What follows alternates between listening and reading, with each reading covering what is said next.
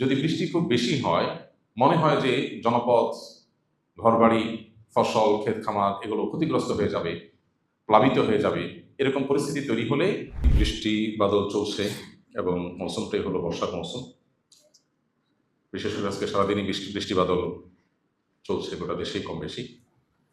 আমরা বৃষ্টির সময় যে করণীয় আমল আছে সে আমলগুলোর ব্যাপারে বিশেষভাবে পাবন্দি করবো ইনশাআল্লাহ। একজন মুসলমান তার জীবনের মূল লক্ষ্যই হলো জান্নাতে যাওয়া, আল্লাহকে সন্তুষ্ট করা। আর জান্নাতে যাওয়ার জন্য সে যত রকমের পরিবেশ পরিস্থিতি তৈরি হবে, প্রত্যেকটা ইস্যুতে সে তার জান্নাতে যাওয়ার পথ খোঁজার চেষ্টা করবে। কি কাজ করলে আল্লাহ খুশি হবেন, কি কাজ করলে নেকামলের পাল্লা ভারী হবে, কি কাজ করলে তার নেকামলটা সেফ এবং নিরাপদে থাকবে, বদামল থেকে বেঁচে থাকবে। ইমানদার সেটার অনুসন্ধানে সবসময় সচেষ্ট থাকবে, কারণ ইমানদারের দৃষ্টি দুনিয়ার খুবই ছোট সংক্ষিপ্ত জীবনের সুখ শান্তি নয়, তার আসল দৃষ্টি হলো জান্নাত পর্যন্ত।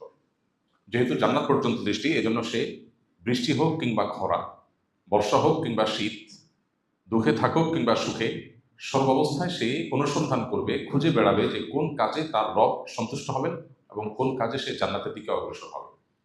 এই জন্য বৃষ্টি বাদলের এই সময়টাতে আমাদের রব সন্তুষ্ট হবেন, খুশি হবেন, আমাদের জান্নাতের পথ সুগম হবে যদি আমরা এই সময়টাতে আল্লাহ নবী মোহাম্মদ সাল্লাল্লাহু সাল্লামের বাতানো সুন্নাহগুলোকে আমল করি। এর মাধ্যমে শুধু জান্নাতে যাওয়ার পথই সুগম হবে না, আল্লাহ রাব্বুল আলামিন দুনিয়াতেও আমাদেরকে হায়াতে তৈয়্যিবা বা পবিত্র সুখময় স্বাচ্ছন্দ্যময় জীবন দান করবে। প্রাচুর্য এক জিনিস, আর সুখ আর স্বাচ্ছন্দ্য আরেক জিনিস। অনেক প্রাচুর্য, অনেক সহায় সম্পদ, অনেক নিজের মনের মতো করে জীবনটাকে সাজিয়ে ফেলতে পারা, স্বপ্নের মতো করে সবকিছু করে ফেলতে পারা, এটা আর আল্লাহ রাব্বুল আলামিন প্রদত্ত সুখ, দুটা সবসময় এক হয় না। অনেক সময় দেখা যায় প্রাচুর্য আছে কিন্তু সুখ শান্তি নেই। তো আল্লাহ তাআলা কোরআনে কারিমে বলেছেন, মান আমিলা মিনকুম সালিহান মিন যাকারিন আও উনসা ফালানুহয়িন্নাহু হায়াতান তাইয়্যিবা। নারী হোক আর পুরুষ হোক, যারা নেক আমল করবে আল্লাহ তাআলা তাদেরকে পবিত্র জীবন দান করবেন, সুখময় জীবন দান করবেন। এজন্য দুনিয়া এবং আখিরাত উভয়টা সুখের জন্য সুন্নাহ খুঁজে পাবো আমরা ইনশাআল্লাহ। বৃষ্টির সময়ের সুন্নাহগুলো কি ভাই? বৃষ্টির সময় আমরা কি করব? প্রথম আমল হলো বৃষ্টির সময় দোয়া করব। একটা বিশেষ দোয়া আছে, আল্লাহুম্মা সাইয়্যিবান নাফিআ। আজকে কি কেউ এই দোয়াটা পড়েছি আমরা? আমি বলার আগ পর্যন্ত পড়েছেন কেউ? মাশাআল্লাহ, খুব ক্ষীণ কণ্ঠে জি শোনা যাচ্ছে, অর্থাৎ খুবই অল্প সংখ্যক মানুষ হয়তো পড়েছে। অথচ দোয়াটা আমরা বেশিরভাগ মানুষই জানি, আওয়াজ শুনে বোঝা গেল আমাদের সবারই জানা দোয়াটা। তো জানা জিনিসটা আমল হয় না, এই জন্যই ওয়াযাক্কির ফাইন্না যিকরা তানফাউল মুমিনিন। আমরা একে অন্যকে স্মরণ করাই দিব।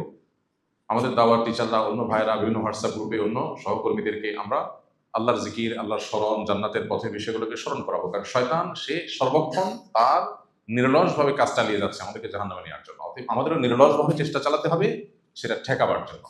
এই জন্য একে অন্যকে স্মরণ করাবো ইনশাআল্লাহ। বৃষ্টির সময় আমরা দোয়া করবো, আল্লাহুম্মা সাইয়্যিবান নাফিআ। আল্লাহ উপকারী বৃষ্টি দান করুন, আল্লাহ উপকারী বৃষ্টি দান করুন।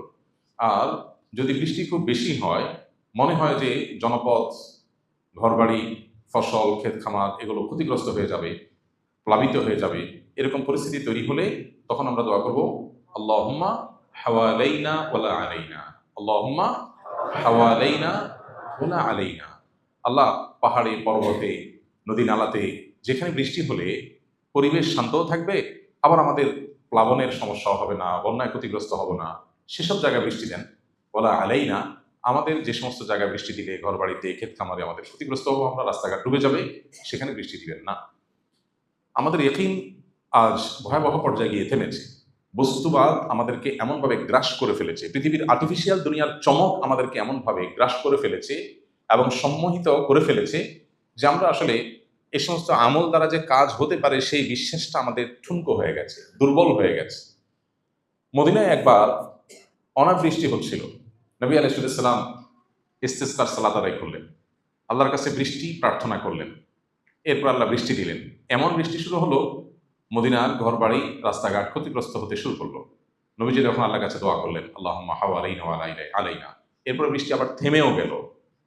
এখন আপনি বলবেন যে এখন তো আমরা লক্ষ লক্ষ মানুষ এরকম দোয়া করি, কই এরকম ঘুরের মতো কাজ করে না তো। তো প্রথম কথা হলো যে আমরা যখন আল্লাহর কাছে দোয়া করব, দোয়া যদি গুলির মতো তৎক্ষণাৎ কাজ না করে, তাহলে দোয়া করে কি লাভ আছে? আর কি লাভ? আর দোয়া ও হুয়াল ইবাদা, দোয়া করাটাই ইটসেলফ একটা ইবাদত। বান্দা যা চায় আল্লাহ অনেক সময় তা দিয়ে দেন, অনেক সময় তা না দিয়ে আল্লাহ রাব্বুল আলামিন তাকে কোনো এর চাইতে জরুরি কোনো জিনিস যেটা সে চায় নাই, খেয়াল করে নাই, সেটা আল্লাহ তাআলা দেন এটার বিনিময়। আবার অনেক সময় দোয়ার বিনিময় দুনিয়াতে কিছুই না দিয়ে এটা জমা রাখেন, আখিরাতে তার বিনিময় আল্লাহ তাআলা দেন। বান্দার দোয়া যদি যথাযথভাবে হয়, দোয়া বিফলে যাওয়ার কোনো কারণ নাই। তো এই জন্য ইমানদার বান্দা আল্লাহর কাছে দোয়া করেই যাবে এবং দৃঢ় বিশ্বাস রাখবে যে আল্লাহর কাছে দোয়া বিফলে যায় না। এই জন্য বৃষ্টির সময় আমরা এ দুটি আমল করবো ইনশাআল্লাহ। বৃষ্টি হলে আল্লাহুম্মা সাইয়্যিবান নাফিআ, অতিবৃষ্টি হলে আল্লাহুম্মা হাওয়ালাইনা ওয়ালা আলাইনা। তৃতীয় আমল হলো, বৃষ্টি যখন হয় বৃষ্টির নিচে দোয়া কবুল হয়। আর দোয়া ও তাহতাল মাতর, বৃষ্টির নিচে দোয়া করলে দোয়া কবুল হয়। আপনি যে ঘরে আছেন, স্থাপনা আছেন, বাইরে আছেন, যেখানে আছেন, উপরে বৃষ্টি হচ্ছে, আপনি নিচে আছেন। সো এই অবস্থায় আল্লাহর কাছে মনের চাওয়াগুলো পেশ করা যেতে পারে। দোয়া কবুলের বেশ কিছু স্থান, বেশ কিছু সময়, বেশ কিছু জায়গা আছে। এই সময়গুলোতে দোয়া করলে দোয়া কবুল হয়। নবী রাসূলুল্লাহ সাল্লাল্লাহু আলাইহি ওয়াসাল্লাম আমাদেরকে সেই সুসংবাদ দিয়ে গেছেন। তো সেজন্য বৃষ্টির সময় আমরা দোয়া করবো আল্লাহর কাছে। কি করব? দোয়া করবো আল্লাহর কাছে যে আল্লাহ মনের চাওয়াগুলো যেগুলো আছে আল্লাহর কাছে সেগুলো আমরা পেশ করবো যে আল্লাহ আমার অমুক অমুক চাওয়া পূরণ করে দেন। তাহলে বৃষ্টির সময় একটা হলো আপনার ধরা বাঁধা দোয়া, হাদিসের শেখানো ফরম্যাটের দোয়া, সেটা তো আছেই। আর এর বাইরে মনের বিভিন্ন চাওয়া পেশ করার একটা দারুণ সুযোগ হলো বৃষ্টির সময়।